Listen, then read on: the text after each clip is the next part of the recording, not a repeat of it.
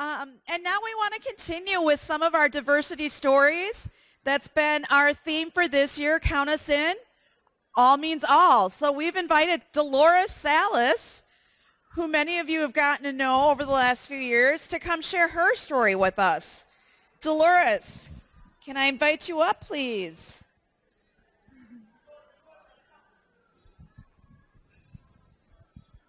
Dolores, a Dolores and Company. Dolores travels with an entourage. Good afternoon. I'm Dolores from Milwaukee. Can you hear me? Can you hear me? Can you hear me now? I'm Dolores. Can you hear me? Okay, I'm Dolores. I have 3 parents with me that were my promised parents. I have Tanisha, LaWanda, and Catherine. I'm supposed to tell you about some of the barriers that black people face, but instead of them telling me and I tell you, I know it's only a commercial, but I'm going to let them do it. But to start off, I'm the parent of a 27-year-old son with multiple disabilities, and you probably... Where's the ticket lady at? Just a minute. Here she comes.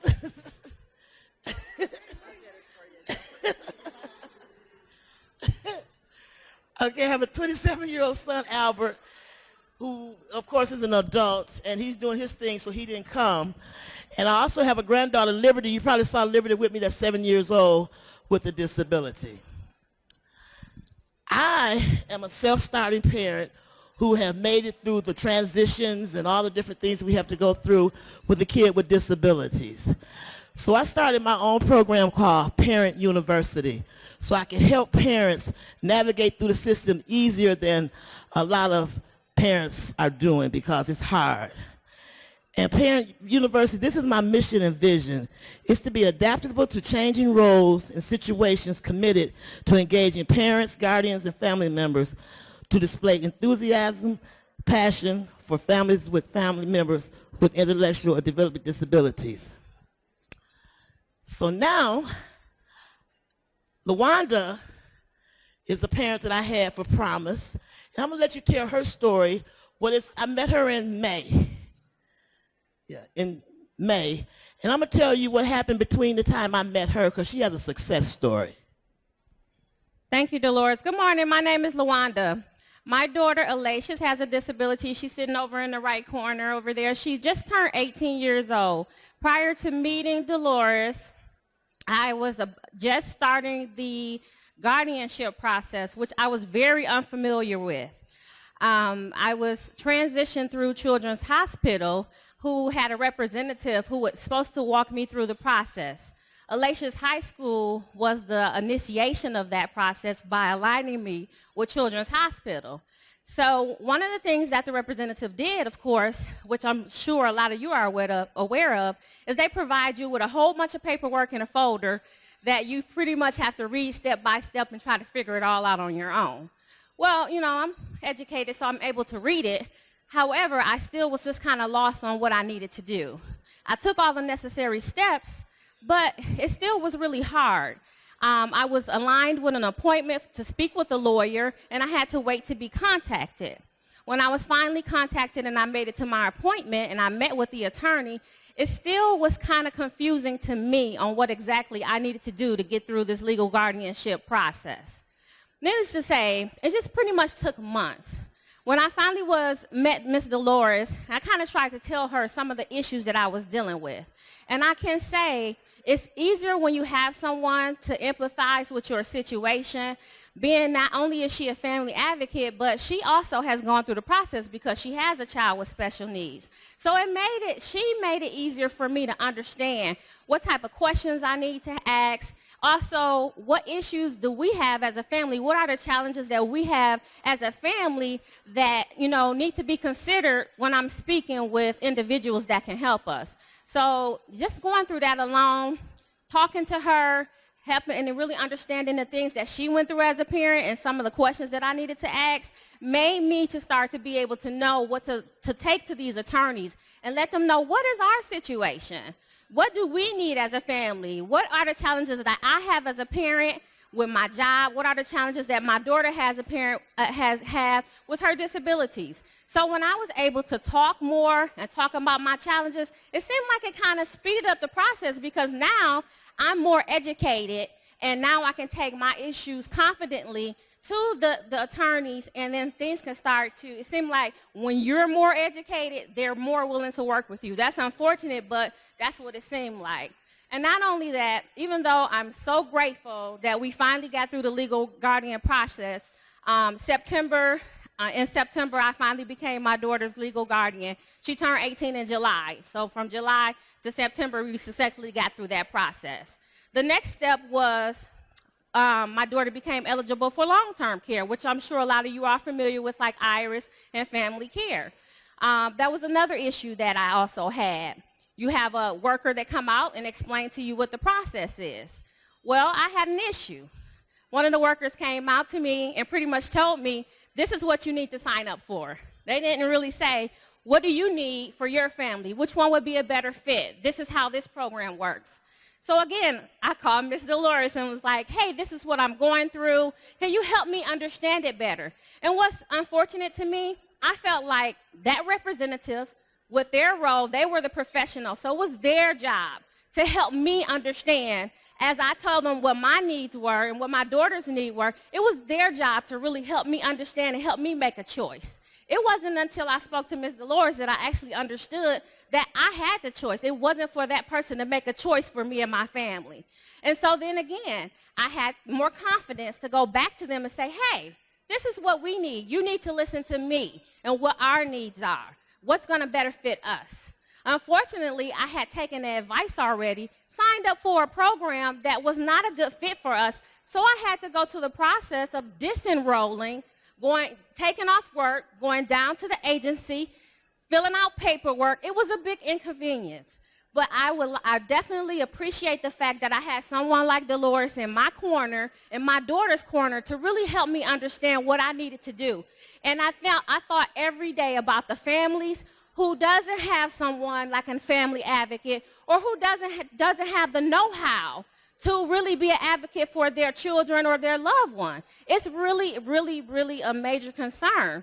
It makes me want to be an advocate for more families because of what I had gone through. So I thank God and I thank Promise for Dolores being a part of our lives. Thank you.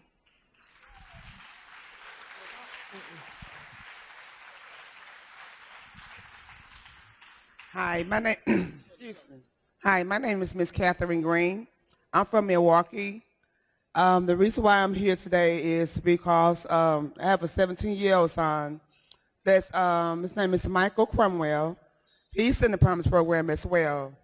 And I picked up some literature about the parenting education, but they're not responding back to me as I want them to be responding back to me. I know some things about parenting education, but I don't know a lot about parenting education. He's got literature in the mail about college programs and things like that. Excuse me. And that's about, I have to say, thanks for inviting me, Dolores, to with you guys. And I enjoyed myself. I appreciate the food and got to visit a lot of people that are different faces. This was amazing to be here. Thank you guys for inviting me. Welcome. I appreciate all you guys.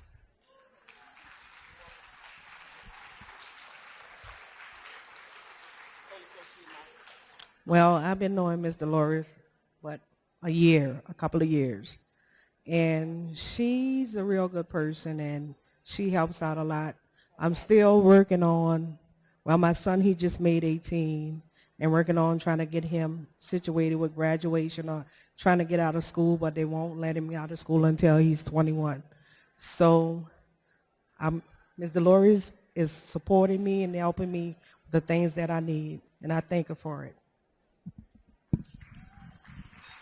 Well, just to sum it up, I was supposed to come and tell whatever, but I just felt that it was easier They traveled with me. They gave me 48 hours of their time to come to this conference and enjoy it, so I felt they should be heard.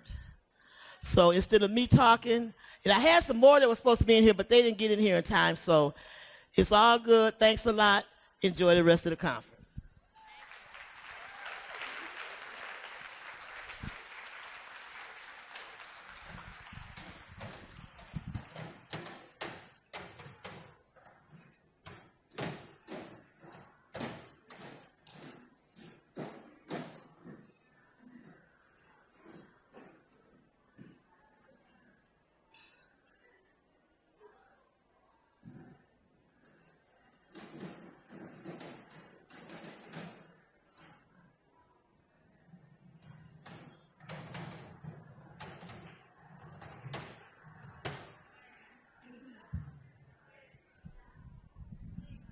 All right, that was wonderful. Thank you, Dolores, for sharing.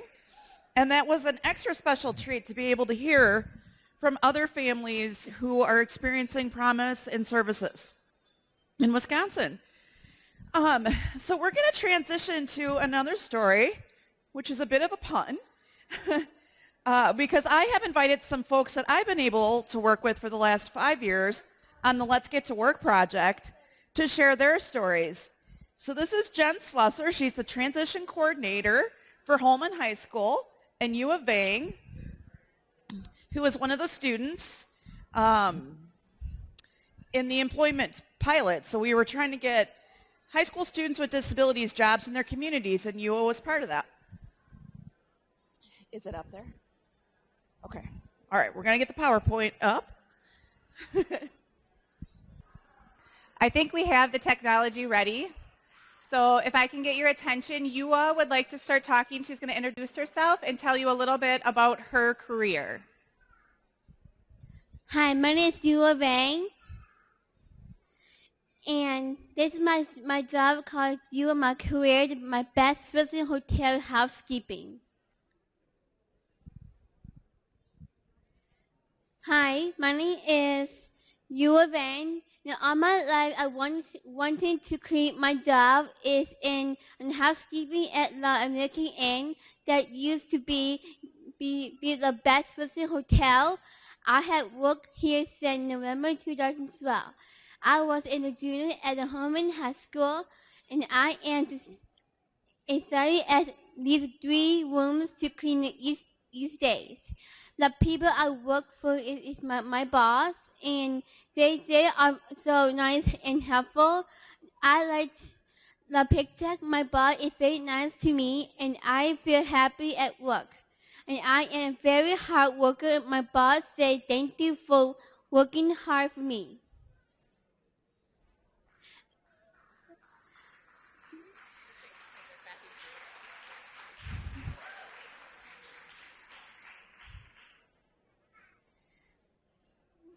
I love my job so much. I like to clean everything.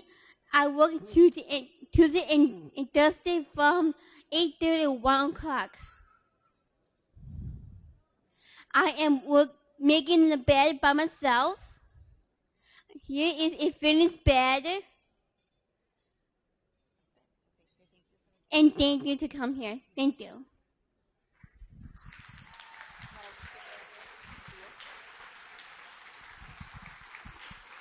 You can stand up here with me. So my name is Jen Slusser. I'm a transition coordinator at Holman High School. And we have a small, large-ish population of Hmong cultures. So that's what I was asked to come here and talk about some of the challenges and differences working with the Hmong culture and people with disabilities and things that we do and trying to get them in the workforce prior to getting out of high school. So Yua is one of my examples. Another example was my Hua Tao, who also has had a job since 2012, but her family, a little miscommunication, which right on the top that I say the miscommunication is one of our large challenges. Her family had gotten her a doctor's appointment, so she was unallowed to come, even though a month and a half in advance she was preparing to come here and had asked off work.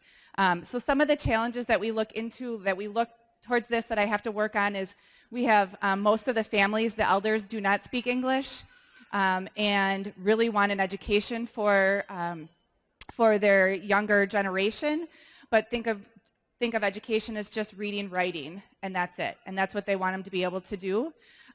They believe that whatever we say as educators, for the most part, and I want you just to say that we have I want to just kind of preface all of this, that we have a small population of Hmong, and I'm totally generalizing with the people that we have worked with so far.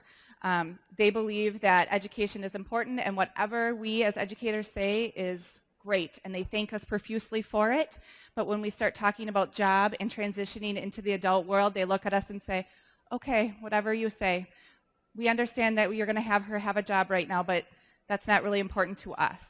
And so it's always kind of a belief that they just say, we're going to do this because that's what you say, but it's not of importance to us, and it really doesn't matter to them either. And that's why I love Yua's story, because she's the first one to say, no, it's really important to me. I love my job. She's been there now since 2012, so going on 5 years. We've increased her hours a couple times over the summers, and now she's continually there 2 days a week, and she loves it. And they actually just transferred to an American Inn, and the new owners have found how important Yua is to the culture of their housekeeping unit. So not only is it important for Yua, it's very important for what the culture has become at that workplace, and that's something that's really hard to overcome to tell the parents and the elders. Some of the other challenges that we have looked at is just that there's a disconnect. The elders still want and believe that in the past we just take care of our youth with disabilities.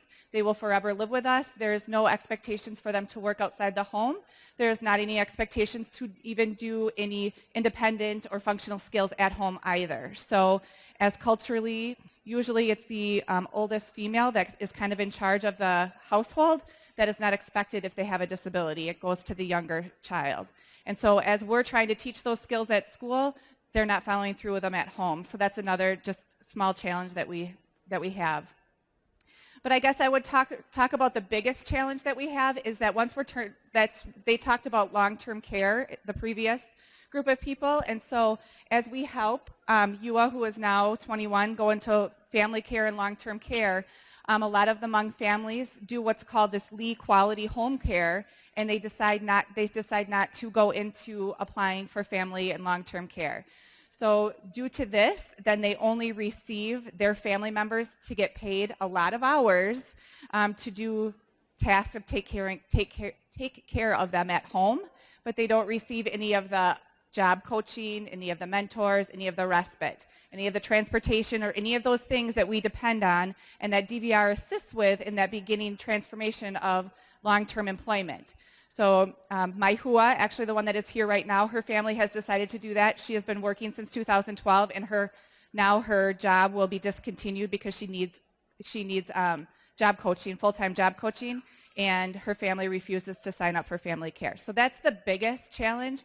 So I don't know if there's somehow that we can communicate that to more families and educate the younger Hmong families that are coming out. We have been trying to talk about all of the extra additional services that they would be provided other than just the family gaining money. So I think that's really it, other than that I was supposed to come talk about. But other than that, I just want to really emphasize Yua up here talking about how much she loved her job and how important it is. It's just like everybody else here for self-determination. So thank you for having us.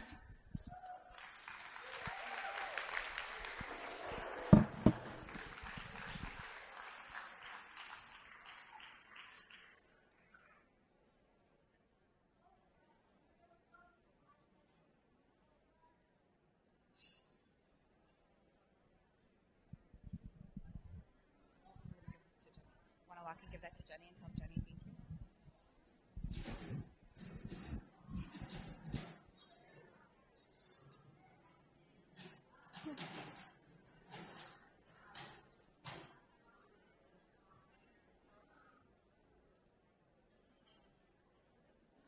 Thank you. Go. Thank You you. You did. did a great job. That was wonderful. Have a good day. You too. All right, everybody. So I see some people are moving. You don't want to leave yet. This is awards time. So I need my partner in crime, Phil, and I need Beth Swedeen. Ms. Swedeen. How many of you think you figured out who have won awards this year? Couple. All right, we'll see. All right, where to Phil? Y'all can hang tight for a couple minutes. We'll get set up here. Start the show. So you and Phil, we're going to do that part, and I'm just going to hand these, right? Yep. So I don't know where she is.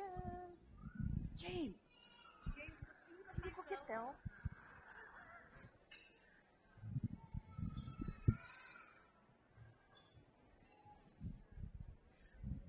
While we're waiting for the awards, I just wanted to remind folks that if you are interested in doing a little video about Olivia Quigley and how she touched your lives, the Andy's in the front here, so you could do that right after the awards before you go to your next session. It just takes like 15 or 20 seconds, so it shouldn't take long.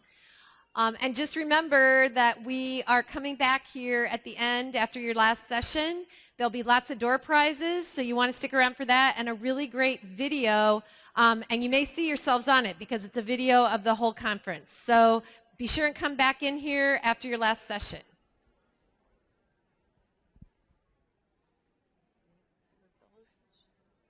I don't know. Here comes Phil.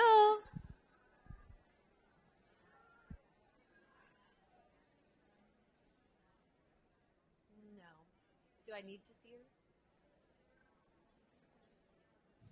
Why? Oh, right. All right, everybody needs to pay a lot of attention here because you don't know if you're getting an award or not, so you might be getting one. Oh, it's on. Okay, are we ready? Okay, you want me to read? You want to read this first person? Okay. We're going to give you a series. We've got several awards to give, and we're going to give you a series of hints about each person, and then you get to guess. Okay? So this first person. Okay, one of the favorite sayings that this person has is 20 seconds of courage. Anybody guess who that is? Yeah? Nope. Sorry, not that. That's not right. This person's passionate about gymnastics and adaptive sports are dear to her heart. Any guesses? Okay. All right. She works in a place that the Village people made famous. You're right back there. It's Kristy Bridenhagen. Come on up, Kristy. I'll read it. Yeah. Okay. Kristy has opened the world of possibilities through her work at the YMCA. She has been the catalyst for promoting friendships within a group of ladies that meet weekly at the YMCA to exercise, go out to eat, plan trips, and most of all, just laugh and enjoy themselves in their company. Kristy is instrumental in organizing and maintaining the Memory Cafe, where people experiencing early stages of dementia and memory loss have the opportunity to socialize, share experiences, and connect. She's not just active in the YMCA, but throughout the Stevens Point area. She's busy and hardworking as she is there always to bounce in her step and a smile on her face. And she's always eager to take on new challenges to improve the lives of people with disabilities. Kristy doesn't accept no for an answer and has made her small community a better place for everybody. She goes above and beyond what's needed to accomplish a task, and she's a mentor, teacher, student, but most of all, a friend to all. Congratulations, Kristy. I've lost my voice, so you're lucky because then I can't think. But thank you for everybody. Thank you for my point buddies. Thanks. Okay, thank you. Thank you. All right. Okay, next one.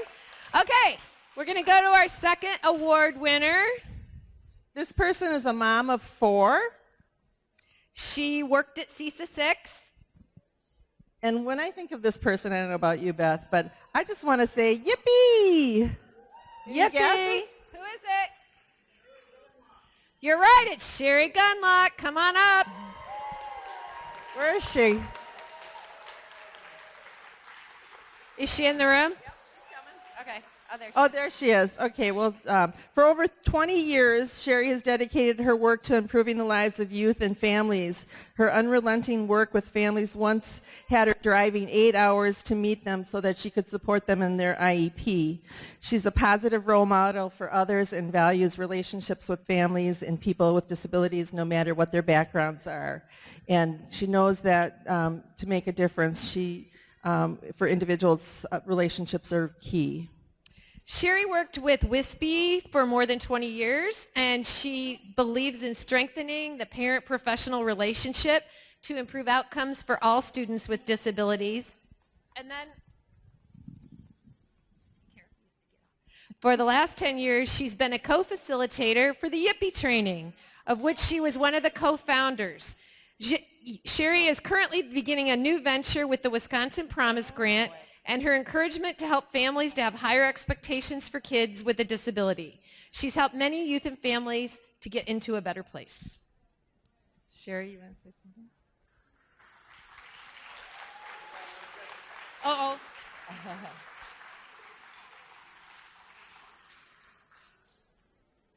You're killing me, buddy. What am I supposed to say? You don't have to say anything. Thank you so much. Short and sweet.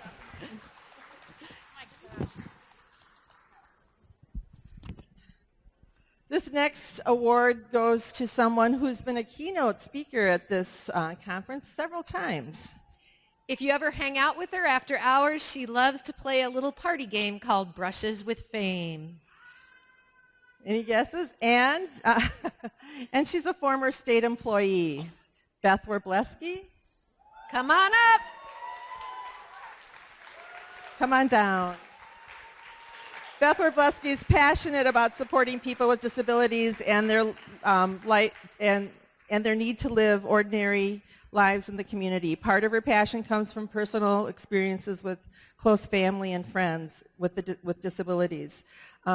She is an advocate for programs that serve people with disabilities. Her efforts grow change in many areas, including community living, employment, housing, healthcare, and the list goes on and on.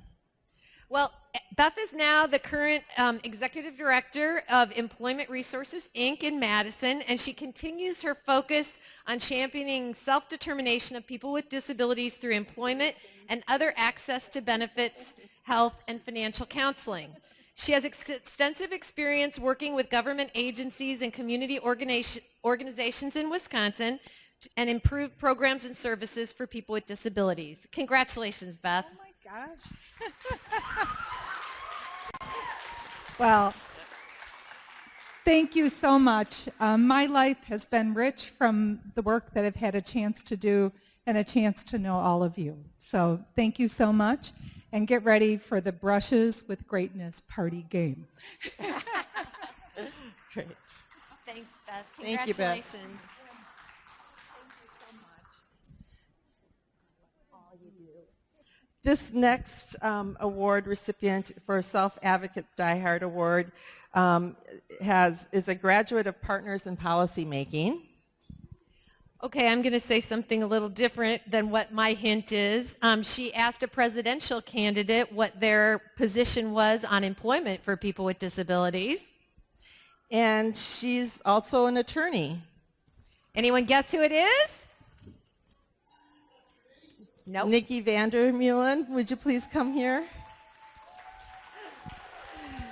Nicki was admitted into the Wisconsin bar on June 2004. In 2016, she was named to the Pro Bono Honor Society for volunteering over 50 hours of her time, spending much of that representing people with disabilities. As an attorney with a disability herself, Nicki has the empathy to advocate for all types of clients, which she does on a regular basis. She has worked through the Public Defender's Office to focusing her practice on representing individuals that are underrepresented in our population. As a 2016 graduate of BPDD's Partners in Policymaking, Nicki expanded her advocacy to regular connections with federal and state policymakers on issues of importance for people with disabilities. She runs her own law firm, Vander Meulen Law Office in Madison, and has made significant efforts in disability advocacy. She never backs down from a challenge. Thank you very much, guys. I will keep this short. I just want to say thank you very much. There are many people very deserving of this award, so I thank everyone, and good luck. Thank you. Congratulations.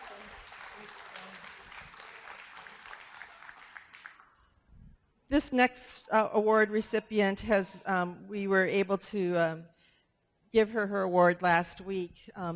This is for Olivia Quigley. 1 year ago, a courageous young woman stood on the stage and she shared her story of triumph and perseverance.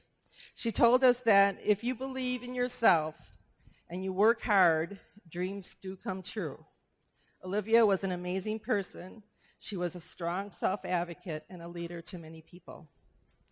A lot of you know that Olivia was a gold medalist at the 2015 International Special Olympics Games. A lot of you may not have known that she went off her chemotherapy just so she could go compete in those games, and that she dedicated her medals, and I think she won multiple gold medals, to all women who are survivors or are battling breast cancer. She always thought of other people first. It was never, ever about her. And that's why she was named as a hometown hero at the state capitol by her legislator last spring. When she went, and I was there, she got 5 rounds of standing ovations from the full assembly. And that's how much people thought of her. And she gave such a wonderful speech. And again, she always talked about others and never about herself.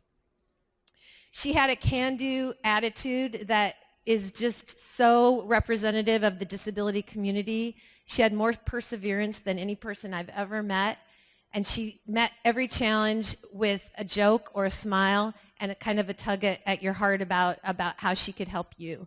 So we just want to dedicate the next 30 seconds or so to Olivia's memory, because she truly was a diehard and a hometown hero and an incredible ambassador of the disability community. All right, if you, there's still time to talk to Andy about sending your wishes to Olivia's family, and there's still a large table outside with, that if you want to write a sentiment to the family, you're welcome to do that as well. So enjoy the rest of your lunch. When you go to your next session, there's going to be lots of surprises there, some giveaways and some door prizes in there, and then come back here, we'll do a wrap-up and some more fabulous door prizes. So enjoy the rest of the conference.